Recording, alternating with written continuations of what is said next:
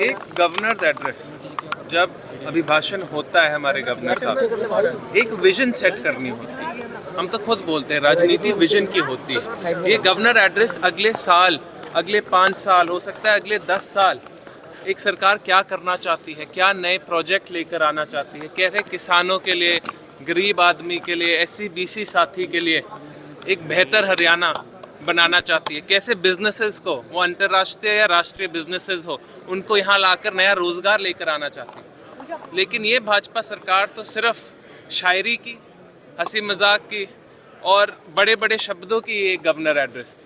मैं खुद बैठे बैठे वहाँ सुन रहा था कि कहाँ है हमारे नए हरियाणा का, हमारे बेहतर हरियाणा का, हमारे जैसे खुद बोलते हैं 2047 हरियाणा का भविष्य। ये तो आप सिर्फ लाइनें बोल के एक भी कोई नया प्रोजेक्ट नहीं बताया आपने। आप बता रहे हो कैसे DAP का खर्चा आपने कम कर दिया, लेकिन आप किसी भी किसान से जाके पूछें, वो बोल रहा है उसको DAP मिल नहीं रहा, खाद मिल नहीं रहा।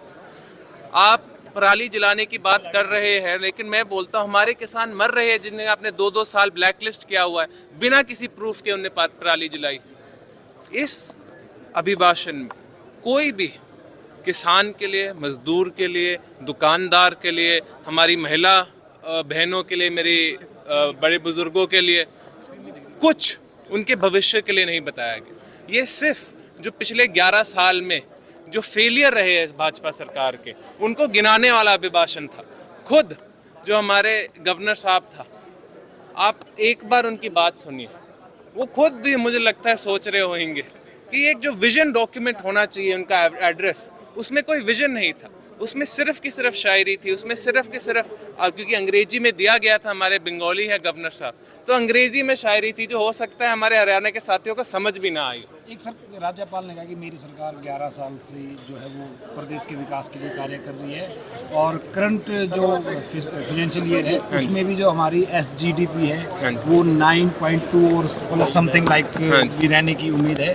तो एक तरफ तो विपक्ष आरोप लगाता है कि बेरोजगारी है, कर्जवार है, 9.2% के बाद आप भी अगर आप किसी भी इकोनॉमिस्ट से पूछें, किसी भी जाने माने हमारे कुरुक्षेत्र यूनिवर्सिटी वाले, DU वाले, पंजाब यूनिवर्सिटी वालों से भी पूछें, GDP जो कैलकुलेशन होती है पूरी दुनिया में अलग होती है, और इस भाजपा सरकार ने भी अपनी GDP कैलकुलेशन अलग की हुई। ये 100 की 100% फर्जी GDP कैलकुलेशन होती है। अगर हम असली GDP कैलकुलेशन ले तो आप देखोगे actual GDP growth is minimal in the state of Haryana. और दूसरी चीज़, अगर अमीर लोग, आपके अंबानी, अडानी, आपके जो हमारे सारे बीजेपी सरकार के पूंजीपति, उनका जेब बढ़ता रहे, वो 5 घर गुड़गांव से 10 घर गुड़गांव में पहुंच जाए, उनकी ज़मीन जायदाद 100 करोड़ से 200 करोड़ हो जाए, लेकिन जो गरीब मजदूर है जो हर दिन दिहाड़ी करता है, वो आज के दिन भी 600 रुपये कमा रहा है। जो हमारा दुकानदार है वो एक और नई दुकान खोलने की जगह 4 और बच्चों को अपनी दुकान पे रखने की जगह 2 बच्चों को नौकरी से निकाल रहा है, बोल रहा है मैं पैसा ही नहीं कमा पा रहा। ये GST का जो स्कैम है, इसकी वजह से इनको दिन दिहाड़े हमारी दुकानें बंद की जा रही है। जो हमारा किसान है, ये इतने बार बोलते थे कि हम डबल कर देंगे फार्मर इनकम, डबल कर देंगे फार्मर इनकम। आज के दिन हमारा किसान इस स्थिति पे आ गया, बोलता है सारी की सारी ज़मीन बेच के बच्चों को बाहर भेज दो। आज हमारे हरियाणा में कोई भविष्य नहीं है, रोज़गार तो बचा ही नहीं आम आदमी के लिए।